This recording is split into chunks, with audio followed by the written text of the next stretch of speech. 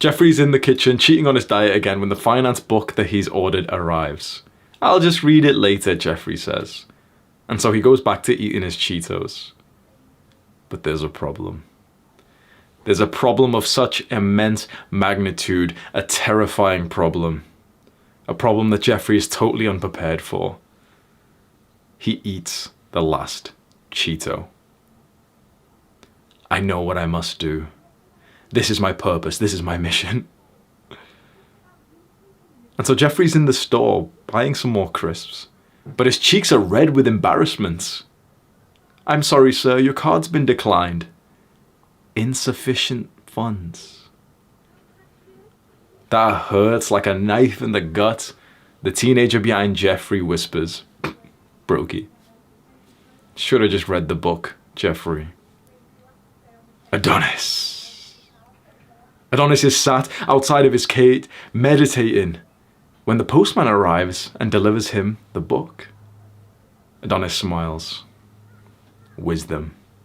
He begins to read the book when suddenly there's commotion, there's screaming, and there's panic.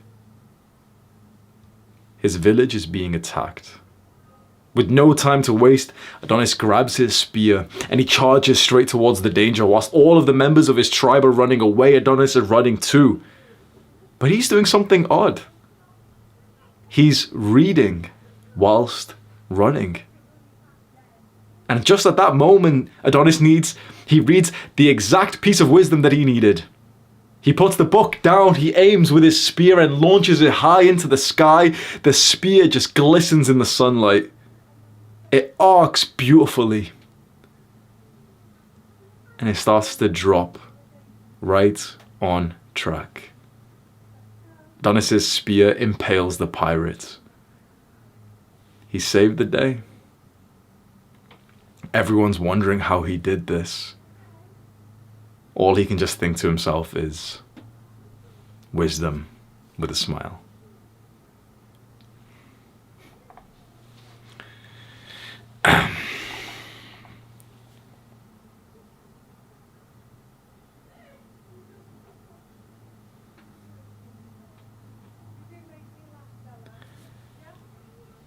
I'm working in my dad's store. This is child labor, by the way. We're there in the corner store. I'm 14 years old and I'm working. I'm doing these mindless tasks. I'm fixing the wrappers of the products. I'm working on the till. I'm trying not to look up at the adult magazines on the top shelf. It's a boring day. We're not allowed to look or go onto my dad's computer. This is before smartphones were released. I'm hungry.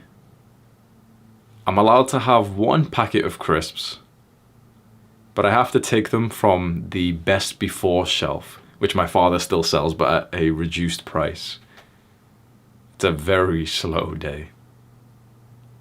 Finally, after what felt like ages, it's 7 p.m. and it's time to wrap up. We're putting down the shutters, wrapping up the newspapers, closing down the till, and my brother asks my dad, how much have we made today? My dad's there like doing the numbers, he's calculating from the till, counting the cash, and he looks up and he says, today's revenue was £98. Sounds pretty good.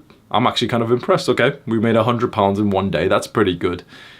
And this is where my father has to teach me about the concept of profit. £98 was the revenue, but when you minus the original price of the products that we sold, the rent, the electricity, profit, my father says, was £41. And all three of us look almost ashamed at that. Our entire family worked for the entire day and we made £40. My friend Harrison, who's also 15 years old, he makes £40 a day in his part-time job as a waiter in a restaurant. I thought it was cool that my dad owned his own business and that, we were there helping out. But this was the moment that I realized that I didn't actually want to go down his footsteps. That I didn't want to be this overworked and underpaid businessman or or employee. But there's got to be a better way than this. I realized only years later, what my father lacked was not discipline or character traits. He worked very hard. He was told to work hard and that he would make enough money. That's what our parents' generation was always told. What our parents lacked was education and exposure. They knew that there's some people out there who are making 2 or 3 times or 4 times or 5 times more than them. Right? Our parents always looked up to the doctors and those like professional science degrees and everything. This is why our parents think university is really important, because they've looked up to those people that make 2 or 3 or 4 or 5 times more money than our parents do. But our parents were never exposed to the kinds of people who make 100 times what they do. Who makes 100 times more than my father? I do. And the reason why is because of this first book that we're going to discuss today, The Millionaire Fastlane by MJ DeMarco. I read this book in 2019 as soon as I graduated from university. I went down the script, the path that everyone had said, you know, go to school, study as hard as possible, get a few part-time jobs and stuff, but focus on your studies, graduate and try and get the best job possible, maybe rent, borrow a car, like get in debt for a car with car finance and, you know, try and impress your peers. And if you suck the boss's dick for long enough, maybe you can level up in this career field. And maybe, just maybe, your promotions will overtake inflation. And maybe, just maybe, you can retire at 63 instead of 65. This was what was sold to us, and this was the path that I was going down. But I got really, really lucky. Because just after I graduated from university, I stumbled upon this book, which is an absolute goldmine, and it is genuinely the reason why I'm here today. The Millionaire Fastlane by MJ DeMarco. I'm going to summarize it for you. It taught me that there are 3 paths to wealth. There is the sidewalk, the slow lane, and the fast lane. And you need to determine which one you want to be in. The sidewalk is kind of like full of the bumbling idiots that you know. Probably kind of like the guys who smoke weed, who drink. They're making pretty much no progress to financial goals. They're there buying the newest branded clothing instead of just wearing a bathrobe. They're spending their paychecks on weed and delivery, and they make pretty much no money, 700 or however much it is. And they've got no goals, no ambitions. They daydream. You can probably think of people who are like this, who are on the sidewalk. The slow lane is the person who follows the script. The slow lane is the person who's better than the sidewalker. This is the person who reinvests, who saves money, who puts it into their pension. This is the good boy, the person who realized the script 50 years ago and really wanted to do well in that life. This is the person who tells you to go to university, get a good job, and suck the boss's dick, and maybe after, you can retire at 62 instead of 65. This is the person who reinvests in all this stuff. And he makes some progress. He's got some goals. He makes $27K a year, which is respectable. And he might hit his finance goals when he's 60 years old. Good boy. White picket fence, 2 children. Maybe they can only afford 1 right now. His wife has to work full time. His wife has to work a few weeks after giving birth. Good boy. You're getting fucked by the system. These are also the same people who often complain about entrepreneurs and say that what I'm saying here sounds offensive. I'm on their side. Because if you're a slow laner, if your parents are slow laners, I sound like some dick right now. But let me just tell you about the fast lane. And I am not the professional in this whatsoever, but I'm just I was a kid. I was a drunk kid who ended up discovering this. And the fast lane is achieved only through business. The fast lane is when you make a business that follows the commandments of sense, 5 principles, which I'll walk you through. When you make a business like that and you sacrifice a lot and you dedicate yourself to making that business into a success, suddenly you're on the fast lane to success. Suddenly you're on the fast lane to wealth. The slow lane is full of the doctors and 100%, by the way, let me just give a disclaimer. If there's people out there who really, really love their jobs and, you know, they make 20K a year, but they love, okay, fair enough. This message goes out to the guys who don't even care about what they do. They just want to make money. Or you want to find joy in the thing that you do, but you don't really want to go to university. Every time I talk about entrepreneurship and business, there's always some cretins online saying, oh, but the doctors are really important. I've not said that they're not. Oh, but you know, but doctors can have really good lives. Of course they can. If you want to be a doctor, 100% go to university, follow that pathway. But if you aren't thinking like that, if you're thinking like, oh, I'm not really sure. Yeah, sure, it'd be nice to make a few thousand a month or 10,000 a month or 100,000 per month, but I don't really care that much what I do. I could be a YouTuber. I could be a doctor. You know, I just want to, I'm not too sure right now. Then please don't go to university. Don't go down the normal path, because that path is just very slow. It's the slow lane. I want you to imagine this. Imagine on the slow lane to success, to wealth, there's a doctor. That doctor has went through years and years and years of education. He went to college, he went to university, he graduated from university, started working. In the UK, we have what's called junior doctors, and they make 30K a year. That junior doctor is on the road right now. Then imagine that there's 10 of those guys. 10 of these junior doctors that went to school for 4 years or 8 years, and you know, imagine what they went through in that kind of environment. Then imagine that there's 100 junior doctors all working together, all working, making 30K a year, 100 of them. All of them have went to school for 4 years or 8 years or however long it is. All 100 make less money than me. Now you can say, oh, that's cap. That's surely got to be cap. This is, again, it's not disrespect to those guys. They work a lot harder than me. Their job's more important than mine. I'm just a YouTuber. But this is the difference between the fast lane and the slow lane. The slow lane aims to retire at 60 or 58. The fast lane aims to retire more like 30. 30 years of your life saved working a job that you maybe didn't like so much. The fast lane is the route to masculine freedom. You see, like masculinity, you know, this is a phrase, a topic that's spoke about so much these days, but still people don't really understand what masculinity is, right? You've seen Take go viral, you hear about masculinity, gotta be more masculine, but people don't actually explain what it is. You wanna know masculinity in one simple word? It is freedom. The more masculine you are, the more freedom that you want, the more of a release that you want from constraints and chains. And so financial freedom is usually the first pillar that most guys will get into. And so it is your duty as a masculine man to consider what will make you financially free and to be conscious and to be happy and confident of that decision. Because these days, it's almost seen as cringe wanting to be an entrepreneur, and people saying, oh, you know, just go work traditional jobs and just go, you know, go overwork and get underpaid. Come on, it'll build character. Sure, if you want to live that life, if you want that job, absolutely. But if you are here right now because you're a young masculine man and you want to achieve financial freedom and you want to provide for your family, then the fast lane is, of course, the route to go. You learn how to work in a business. You make your own business. And I will walk you through these steps, just as I did. Because I learned this stuff in 3 years. It took me 3 years to get to this point. I'm very lucky that I stumbled upon this book. So those are the 3 lanes that you can get into to the root of wealth. Just for an actionable step, I want you just to think of one person who goes in each of these lanes.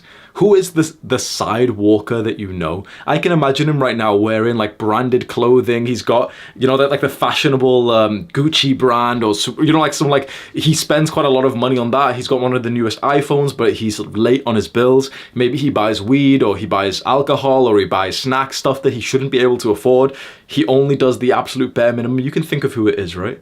Now pick someone for your slow laner. Who is like this person who only goes to the route that the Matrix wants them to go down? You know, the good boy, they're working really hard. And we've got a little bit of respect for these guys. The slow laner is a lot better than the sidewalker is a complete degenerate. Slow laner is like a hard-working guy who's in school right now. And we've got still respect for him. He's got some good character traits. It's just education and exposure that these guys lack. Who is your sidewalker? Who is your slow laner?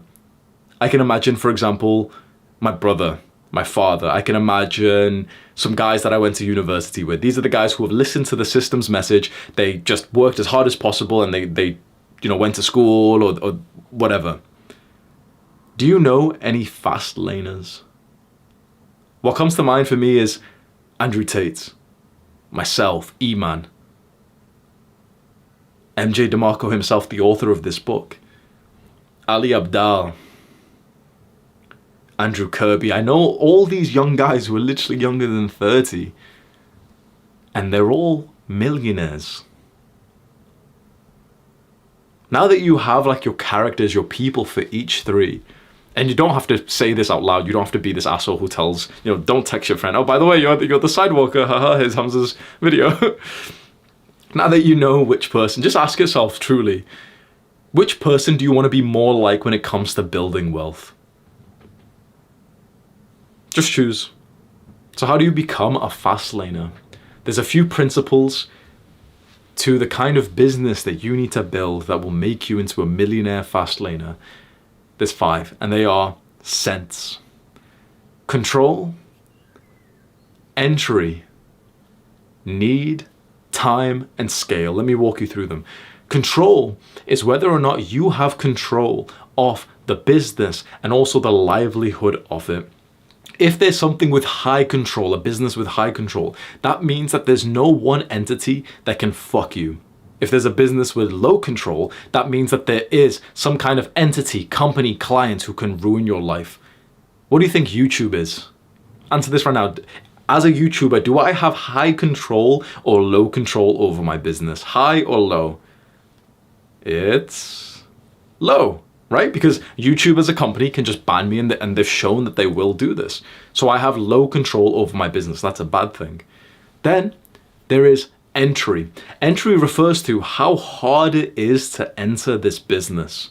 Is it super hard, which means that there's kind of like a moat around your business? You remember what a moat is in like history class? Like there'll be a castle and there'll be a moat which is dug out and filled with water or spikes or alligators, and that way it's like a defensive ring around your business. Entry is a moat. How hard is it to enter your business? As a YouTuber, how hard is it for another guy to just start making YouTube videos? Very easy. So in this case, we'll say that's a low entry, like it's a bad level of entry. How about need? How much of a need is there for this business? Think about the thing that you want to get into, or maybe YouTube. How much of a need is there? How much value are you providing? What level of pain points are there in the business or the market that you're getting into? Need is all about just how many people want to buy the thing that you're about to produce.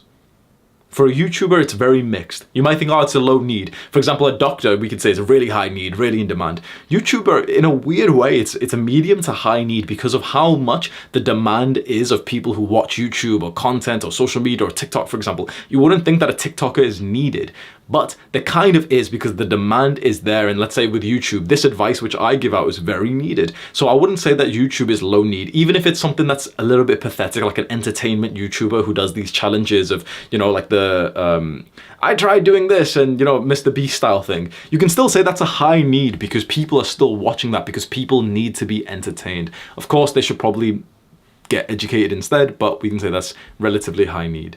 So if you're thinking about a business right now, you should be following along and asking these questions, and I'll walk you through like an actionable step in a second. Then time.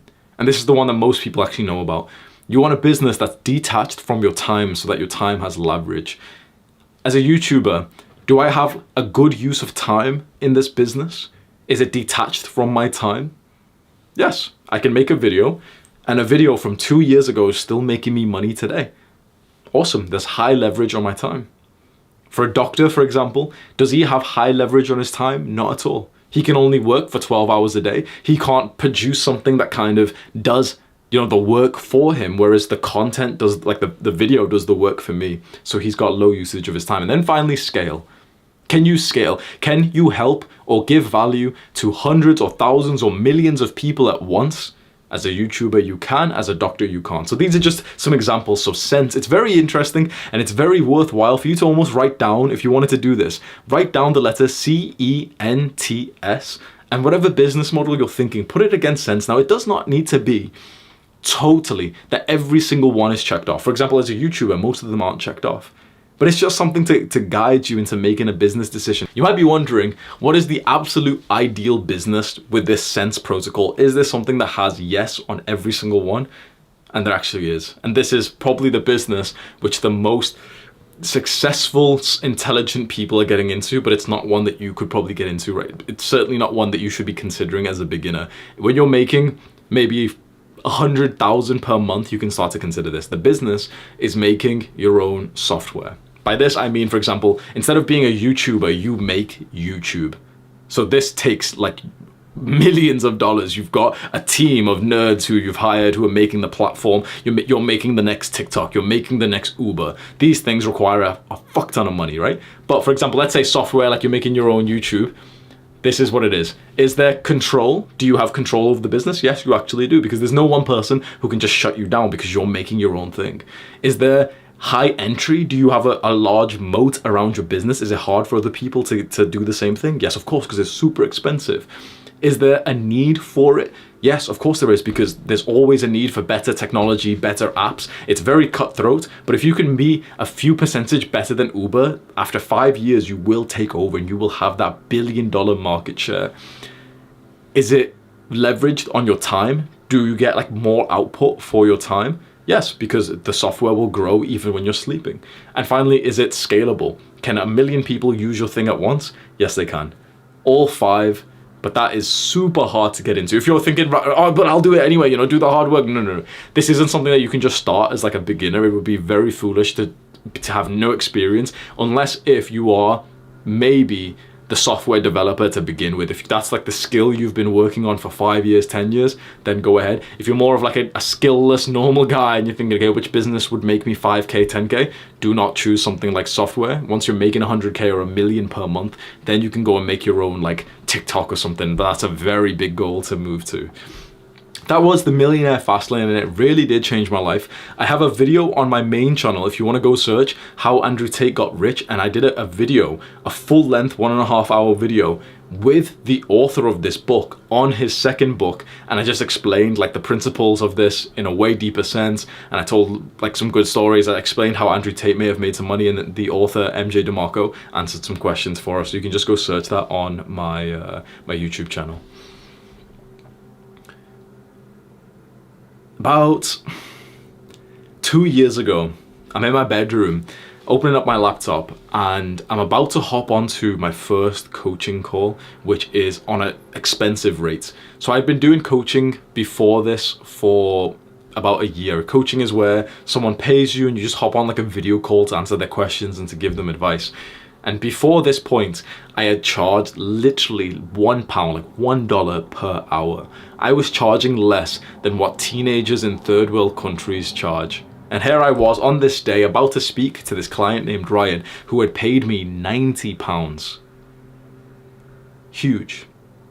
Before this, I had really started to dislike coaching because I was seeing that the clients that I had weren't really taking it super seriously. Now remember, they were paying £1 per hour.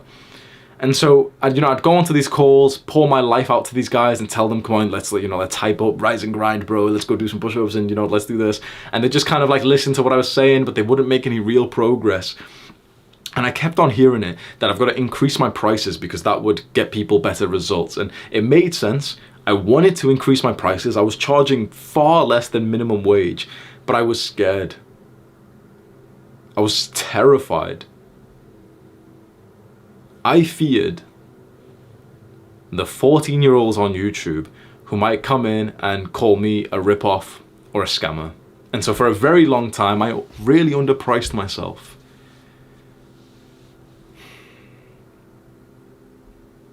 It was when I read the book, $100 Million Offers by Alex Hormozi. And it really talks about how you should navigate pricing your products and services so that you make more money, but also that the person who's bought your stuff actually gets better results themselves. And it makes sense. But I was scared of doing that. So I've read this book. It says, okay, increase the prices. And I'm there on my laptop about to increase the price. And I'm literally thinking like, people are going to hate me for this. As soon as people know that I'm going to charge more for anything that I'm doing. People are going to comment online, this was when my YouTube channel was really small. But I think, you know what, I'm going to do it. Because pricing myself at £1 an hour is not good enough.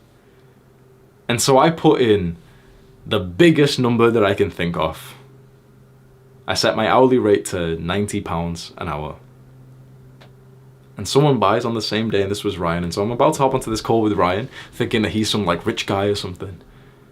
And he's literally just an ordinary young man who wants to know more about fitness and mental health, and he's watched a couple of my videos. I have a pretty good call with him, but I'm not gonna lie, like I didn't expect much. Previously, I'd have good calls with people. They'd message me like, oh, well, hey, I haven't done anything that you told me to. It didn't work. I just relapsed again. And I want to get more clients. I want to make more money. And so I take my sales page where I'm selling this £90 an hour coaching, by the way, as a 23-year-old who's currently on government welfare. And I'm about to go share it on YouTube, and I press send, literally thinking, okay, I'm gonna get hate. And just as I expected, my notifications start blowing up like crazy. I hear my phone ding, ding, just start going off. And I'm literally thinking, okay, these guys, like my fans, some subscribers are commenting saying that my thing is a rip-off, that I'm overcharging, that it's a scam. These 14-year-olds are going crazy in the comments saying, look at this, everyone, he's increased his prices, it's not fair, and everything else. And when I actually look at my phone, I realize it's not messages from these 14-year-olds, it's actually messages from Ryan. And he sent me a picture. He sent me a picture of his habit tracker. And below it, he said, just checked off every single habit. I did the workout that you recommended. It was really hard, but I got through and I feel awesome. I also downloaded the meditation app and I did the 5-minute version of the daily meditation like you said. And it feels kind of nice. I understand why you meditate every single day. What's next? I was actually taken aback by this. I'm looking at his habit tracker with this unexpected feeling of fulfillment. That here is a young man who's actually taken my advice and his life has already improved and he's already on a great track. Imagine this. Imagine that there's like a young man out there who's usually got addictions and problems and pains, and suddenly he really gets onto self-improvement. And I realized that all this time it was never about the money. It was about the impact that I wanted to have on the men that I wanted to help. That the numbers in my bank account meant less to me than the ticks on Ryan's habit tracker. It was on that day that I realized that it was actually my duty to charge higher prices so that the people who did want to give me money to level up their self-improvement even more, so that they would get better results, because when someone pays, they pay attention. I want to use this section now as a very quick shameless plug. The top link of the description on this YouTube video is a link for Adonis School. I really do think it's an awesome place. It's a little bit pricey, so most people can't afford it, but if you're someone who really wants to invest in your journey to become an entrepreneur and make money online, and you want to be surrounded in a community of guys who are like you and learn how to develop your character and learn from me and 7 of the coaches I've hired, that's the top link in the description. Go there right now. The second book that's helped me to make a lot of money is $100 Million Offers by Alex Hormozi. In this book, he breaks down what exactly to sell, what exactly an offer is. Because there's only 2 things you need to know to sell online, There's only 2 things to make money. It's the offer and traffic. The offer is what you're selling in exchange for money. And traffic is obviously just people going to your site and people who you've paid for advertisements or YouTube videos. It's just people, right? You need to understand the concept of offer. And once you understand that, you'll actually begin to see selling something, especially online, in a completely different way. So when you think about selling something, you think about selling a product, right? Like, for example, an ebook. When you think about selling a product, it's actually super weak. You won't sell many of that thing. If you just want to sell an ebook, you just want to sell a bathrobe, you just want to sell a bit of your coaching service, your little one-to-one coaching call, right? Because it's not the product that someone wants to buy, it's the transformation. It's not that someone wants to buy coaching. They want to buy the weight loss. They want to buy the feeling of fitting into the clothes that gets them socially validated. What I'm trying to say to you is people don't buy your products and services, they buy the transformation. And so we think that they'll want to buy our products, but it's not exactly about the product. It's about what they really wanted. And so the idea behind this book, which really helped me, was to just destroy the idea of the singular product that you sell, and rather to sell in more of an offer package that will just help someone to get to their dream goal with you giving them so much more. And so this is the exact step that you can do, which has really helped me, and you'll want to write this down. Whatever you were planning to charge for any product or service that you've got, and if you don't have an idea right now, just think about it as like your hourly rate in a job. Whatever you were planning to charge, times it by 10. Times it by 10, and then look at that number. And right now it might seem scary because you think, wait, I can't charge this much. Look at that number and now ask yourself, what could I do for this person that they would want and value for it to be worth this price? What other things could I give them? Let me give you an example. Let's say you're a video editor and you normally charge, you're a video editor on Fiverr.com, so you underprice yourself and you charge £3.50 per edit. It takes you like half an hour, let's say 1 hour, right? You charge $5 an hour. You're gonna be broke because charging $5 an hour is not gonna make you any real money, right? You might be 14 years old and think that's good, but you could make a lot more just by following this simple thing. How about you times it by 10? Okay, you're gonna charge $50 an hour just for video editing? No. Now you think to yourself, okay, what does the person who would want this service actually want? What does the YouTuber who would go and hire a video editor actually want? Does he just want a video editor? No, he doesn't give a fuck about hiring a video editor. What he wants is a video that performs well on YouTube, and he wants to save his time. So you start to think about these things, okay, this is the thing that the guy actually wants.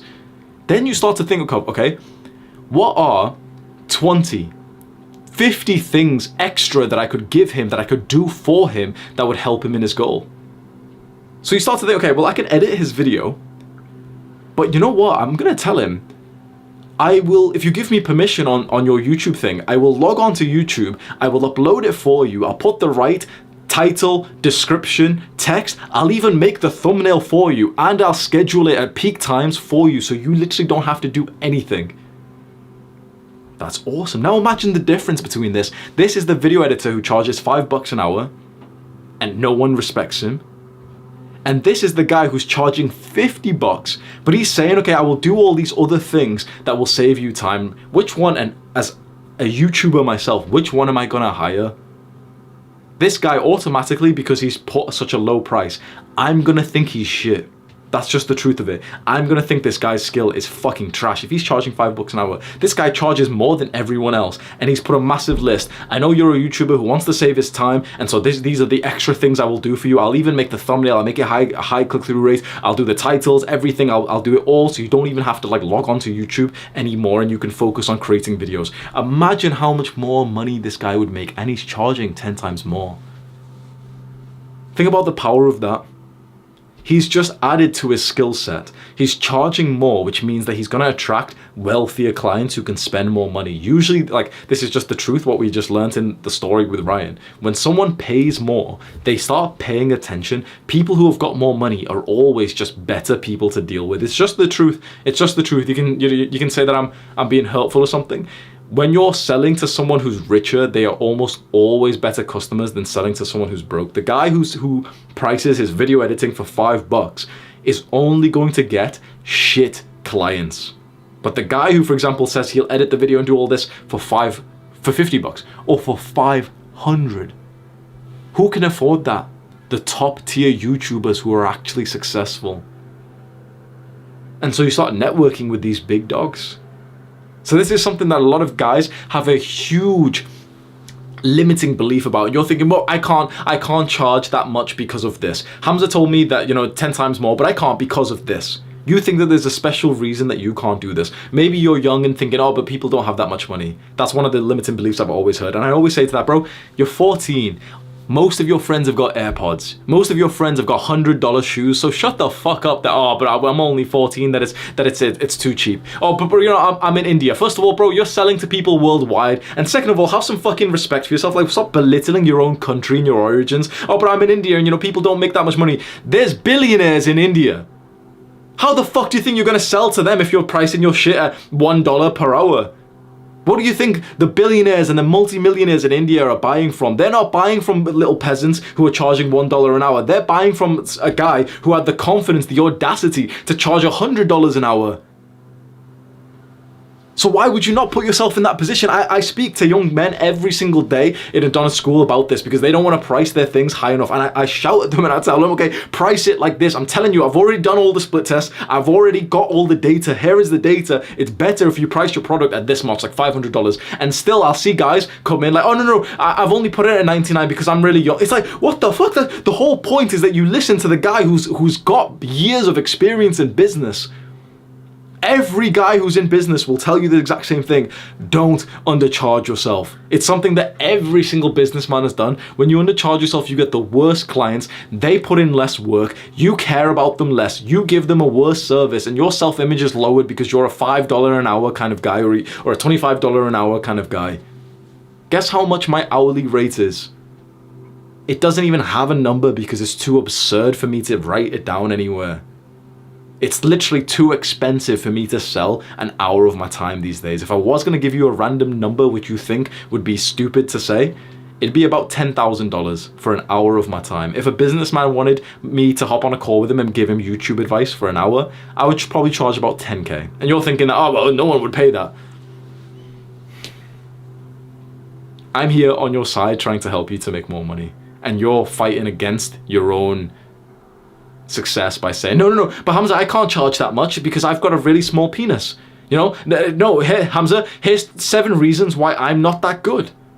What I love about this idea of pricing more, which is what we've learned in this book, is that when you do put up your price, that's when your brain starts to think of ways that you can make it worth it. If straight away you allow these limiting beliefs that have been put onto you by the peasants or the media or your parents, these limiting beliefs, then you won't do it. But if you just open up your brain and really just think to yourself, okay, if I did charge 10 times more and I had to make it worth it, just as a fun practice, like don't get fucking offended at me, just for a fun practice, why don't you just spend 10 minutes just doing this?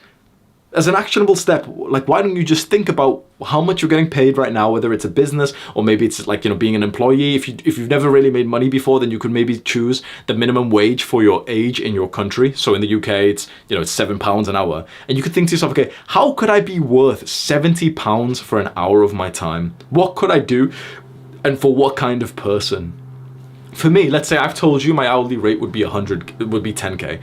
I could ask myself, okay, what could I do for someone that would be worth 100K but only require an hour of my time? I'd go choose some kind of businessman who's already doing 1 million a month, but he's only got a few thousand subscribers on YouTube. And I'd go and investigate his channel for like 10, 20 minutes. And I'd go and like maybe record him like a Loom or go onto a video call with him and give him 5 or 10 practical things he could start to implement straight away. I could even connect him with, for example, one of my editors. I could connect him with my thumbnail guy and suddenly he's got like a team of capable people who are helping him. Then I can also let him text me and say that, okay, I can give you 2 minutes of my time per week after this. Then I can go on to a quick couple of messages with his team if he's got a personal assistant, if he's got a content director. You see, like, instead of just giving the base level and taking the scraps of what you could make, you charge 5 to 10 times more and you package it while just thinking, okay, what is his goal? It's just the thinking practice, and a lot of guys don't have this like power of belief where they just want to undercharge themselves, and it really shows. So it's all about packaging up what you're selling as this big offer to the cure of their problems rather than selling a specific service at once.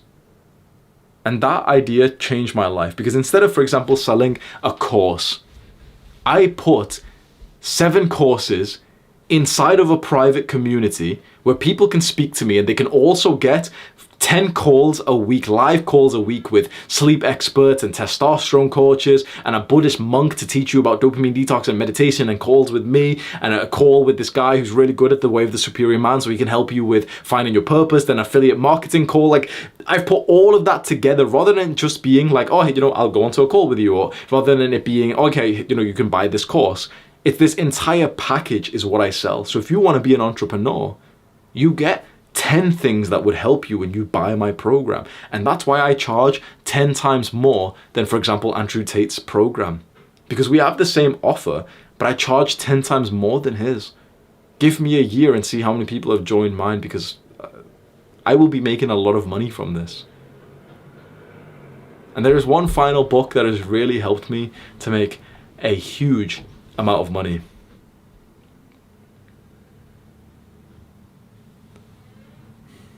This was a long time ago now. I'm in the kitchen of my house and there's screaming.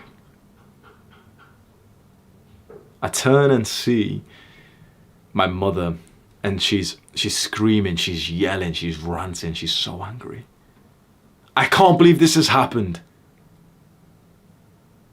Are you okay? Did he hurt you? We need to tell your father about this. She's angry and upset and taken back about the fact that I just had a fight with a man. And not just any man. This guy he's bigger than me. He's stronger than me. He knows all of my moves because he taught me them. This man is my big brother. Now, he's not actually a man. He's 14 years old and I'm 12. But he's hit puberty and I haven't. And so I'm looking up to him like this. Motherfucker 6'1" with a full beard, and here I am with gyno. And we're two brothers who are having fights. And my mom is yelling and yelling and yelling. And when you look at a word, like you've been writing, and you look at a word for so long, the word starts to look a bit weird, and you're trying to think, wait, have I spelt that wrong? Is that what that word looks like? The same thing was happening to my mother's face because I was just looking at it for 5, 10, 20 minutes. Is that actually what she looks like? I don't think I've ever looked at my mom's face for this long before. And so right about now, it seems like the perfect time for me to go for a nap. And so I go to the other room, I grab a cushion from the couch, and I put it down on the floor, and as if it's a normal thing to do when you're getting shouted at by your mom next to your brother, I just lie down on the floor nice and comfy like this, and just look up to my mom. A few days later, me and my brother fight again. My mom was trying to pass on the wisdom and the knowledge and the values of brotherhood. She was telling me about stories of her and her brother who has passed away, of loyalty and friendship and love and blood. And I wasn't able to take that wisdom. Me and my brother weren't. The reason why is because I was distracted. I wasn't able to focus when my mother was trying to pass me on to this lesson, and so I didn't learn the lesson till a solid 10 years later. The book, Deep Work by Cal Newport, goes into this, and it tells you about what a shallow life you can live if you live in a state of distraction, if you're unable to focus. Most people can't focus, most people aren't present, most people are mindless. And so when you speak to them, you know this, whether it's a family member or a friend, some people's brains are just weird, switched off, AFK, and you're trying to speak to them and they're literally on their phone whilst they speak to you, just brain dead. Or you can see that like they're thinking about the latest fucking TikTok dance whilst you try and communicate with your girl. Imagine when these kinds of people then go and do work. Their work is going to be a reflection of this brain dead ADHD, that mind that they have, this monkey brain that's just going chaotic, monkey brain that's got rabies. What I learned from this final book that has really helped me, which is called Deep Work by Cal Newport, is the power of focus. If you can focus on the task at hand, if you can focus on the person who's speaking to you, you can create amazing success. You see, the success that you want comes down from you being able to be good at what you do.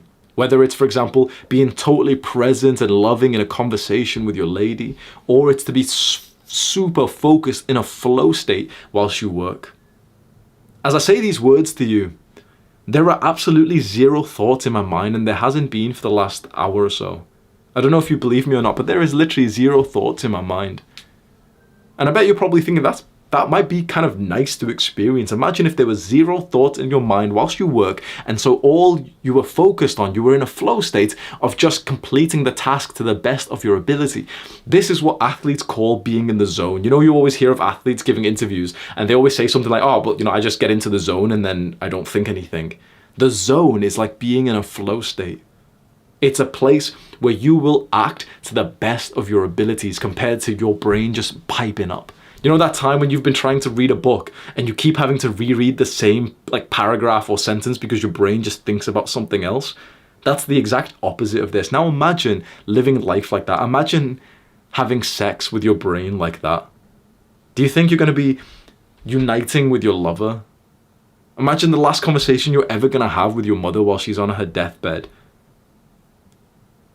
And here's your brain thinking about Candy Crush or Clash of Clans or some weird fucking game that you play.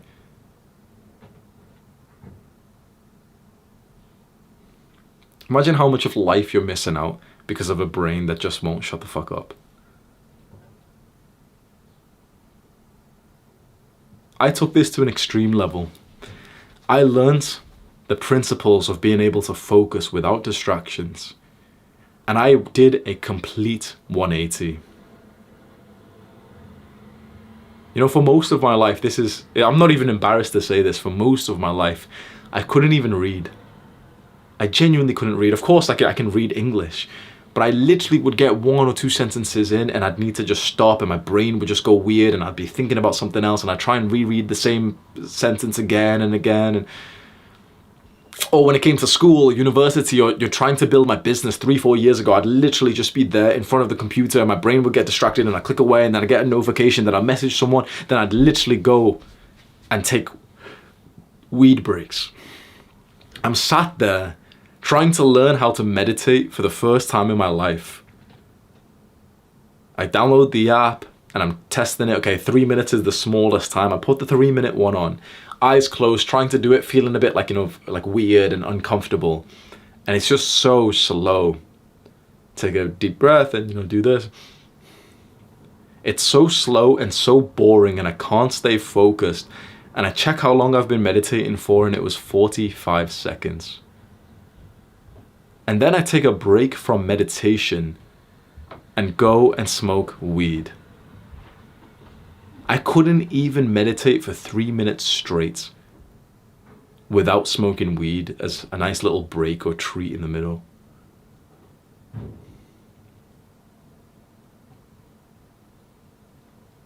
And now I work for multiple hours in a row without breaks, without distractions.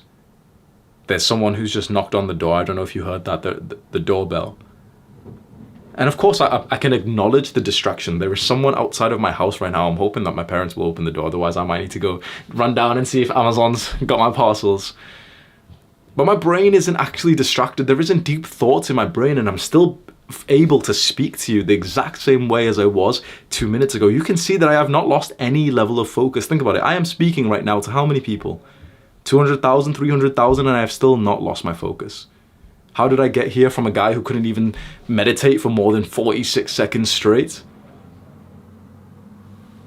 Meditate almost every single day of your life. Doing your meditation inside of your morning routine for me is absolute crucial. The only time I've ever been able to meditate consistently is when it's in my morning routine. If I don't meditate in my morning routine, I just miss literally 50, 60, 70% of days. The second thing is to destroy these distractions which are seeping away at your focus. You know, my phone has been on silent and do not disturb mode for over 3 years straight.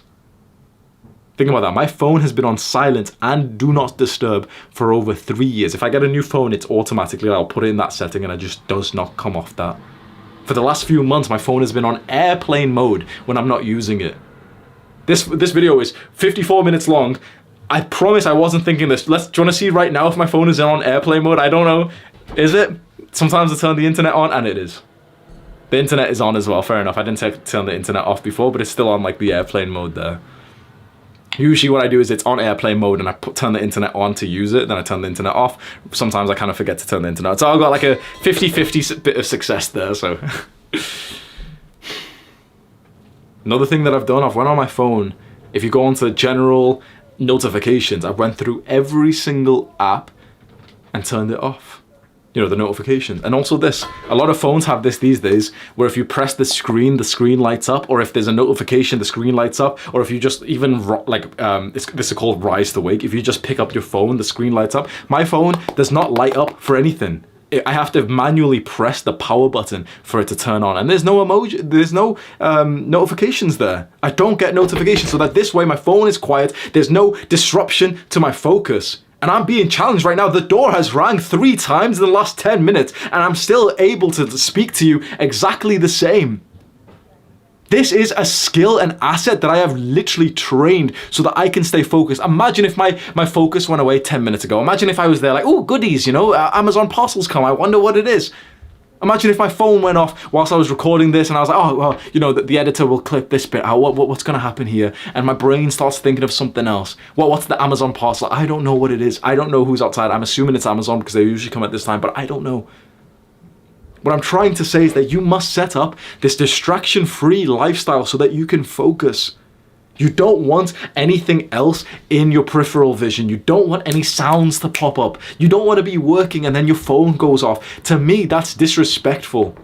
I'm telling you, you're disrespecting yourself with the way that you live. If your phone is loud, it shows me that you don't have that much respect for yourself. I'm just going to be honest. Maybe you live a completely different life, but if you live a life where, for example, your work is on your computer and you know the importance of focus, you know that a notification sound can pull you away from your work.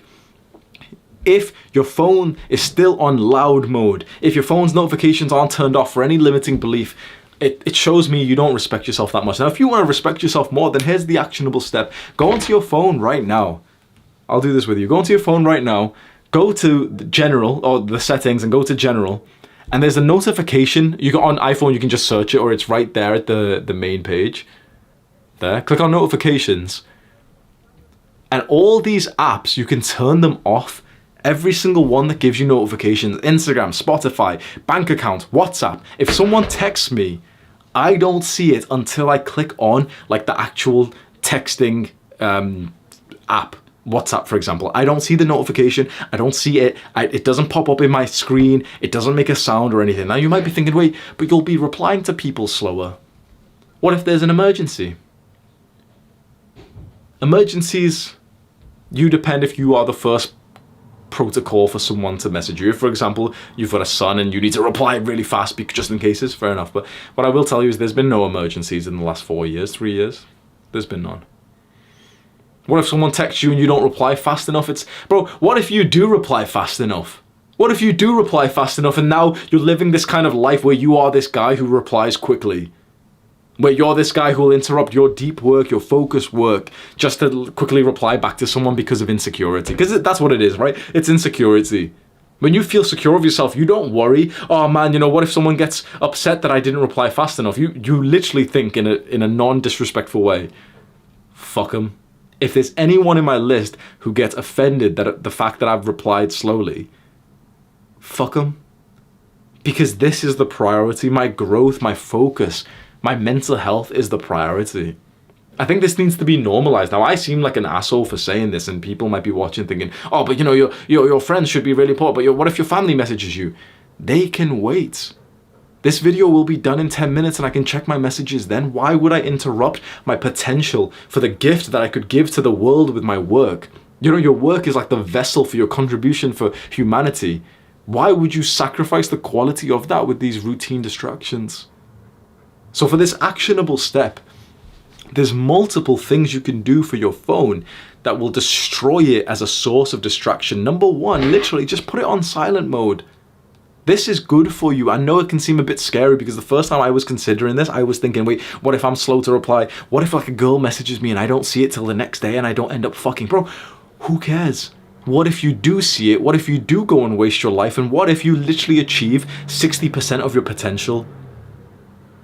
Because you do realize something. The smallest negatives to your work equal an absolutely massive, catastrophic sacrifice in the results that you get. Do you understand what it means to be a winner? What it means to be number one? I want you to imagine right now, there's a race and there's Usain Bolt. He's the fastest man alive. He wins the race. The attention, the money, the congratulations of the entire world, 99% of it goes to Usain Bolt, number one. The second guy, 0.8% goes to him, and 0.2% goes to the other guys who, you know, they get interviewed. Usain Bolt is the fastest man alive, right? Tell me who the second fastest man is on the entire world. Nobody knows. Who's the second man who ever stepped foot on the moon? Nobody fucking knows.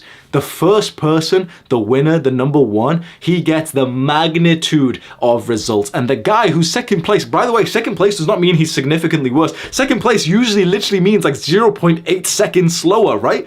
If Usain Bolt got 100 meters in 6 seconds, the other guy got it in 6.4. So he wasn't significantly worse. The other guy lost because he had one bad day 3 months ago where he missed training for some bullshit. So you've got to understand the smallest thing that you do gives you the biggest difference in the rewards of life. Because if my business is 1% better than yours, that doesn't mean I'm going to get 1% more money. It means I'm going to get about 2-3 times more money than you. If my business, if my YouTube channel is 5% better than yours, I will get to 1 million subscribers and you will genuinely be on more like 50K. That's the difference the last 5% makes. And so do you want to sacrifice that 5% to be the little spurg who's always quick on his phone to reply? Or would you rather secure that 5% and piss a couple of people off who are thinking, oh man, Hamza doesn't reply quickly, but they like you more because you're successful?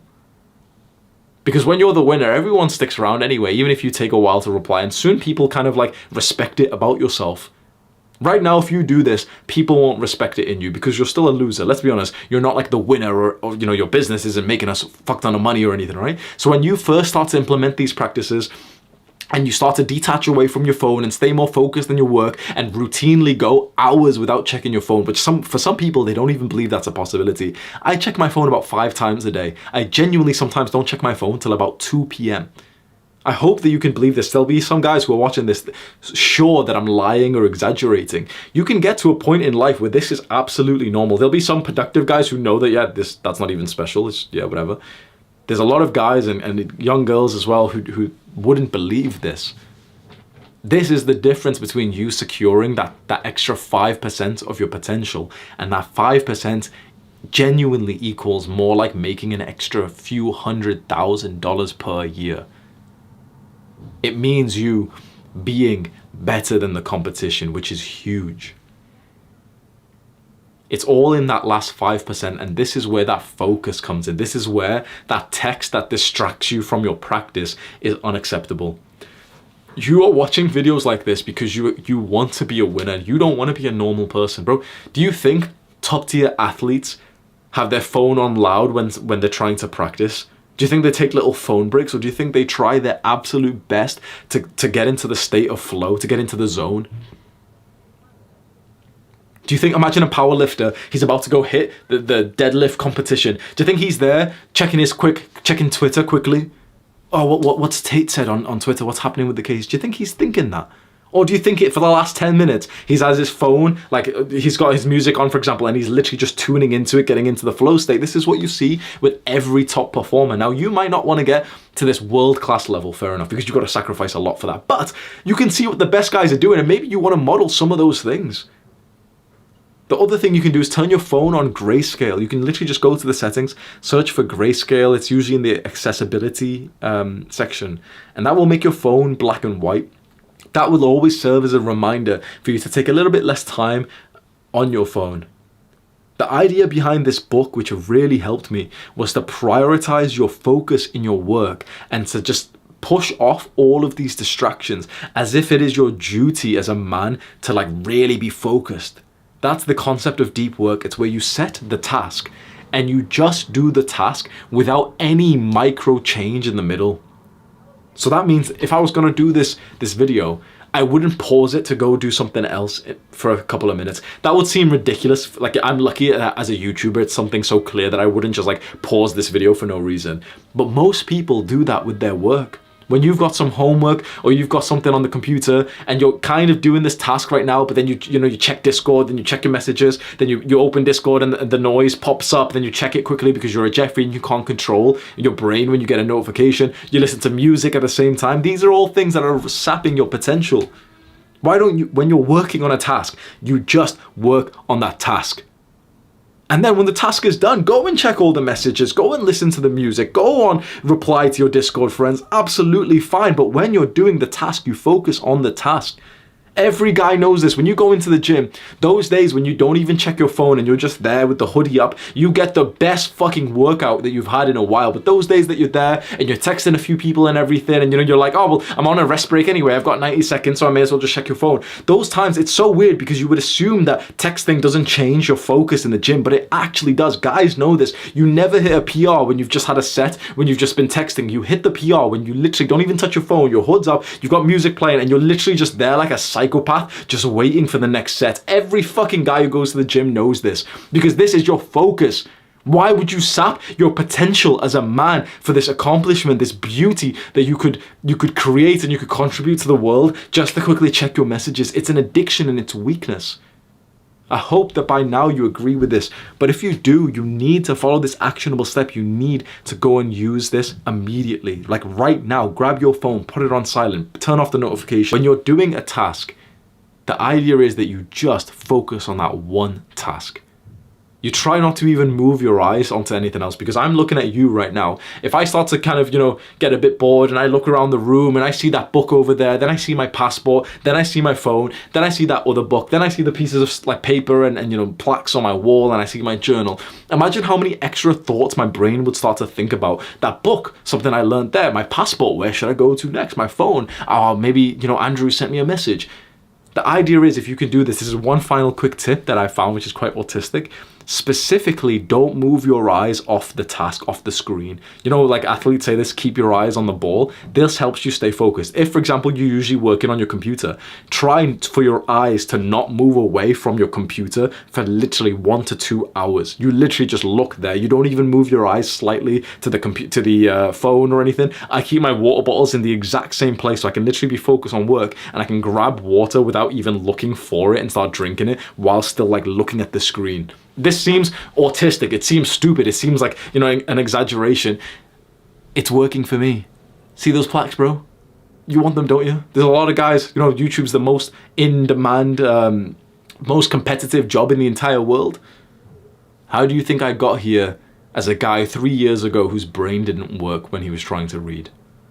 This is why I'm speaking so seriously to you. This isn't even for you, this is for younger Hamza, to just tell him what exactly I did. These were 3 books that really helped me. If you want to help me just as like, a return because I've made this video for you and everything, the top link in the description, Adonis School. If you want to be an entrepreneur and you would like this concept of like learning and using self-improvement and these weird hacks of like learning about focus and everything, these are things that I've obsessed over for 3 years, and I'm literally teaching that along with all my other teachers that I've employed. Adonis School is a beautiful place. If you want to be an entrepreneur, go click that top link in the description right now. If you also just want to help me for free and everything, what you can do is just click on the share button underneath this video and go send the link out to a bunch of like the friends and group chats and DMs that you're in. Do the hard work, especially when you don't feel like it. Mwah!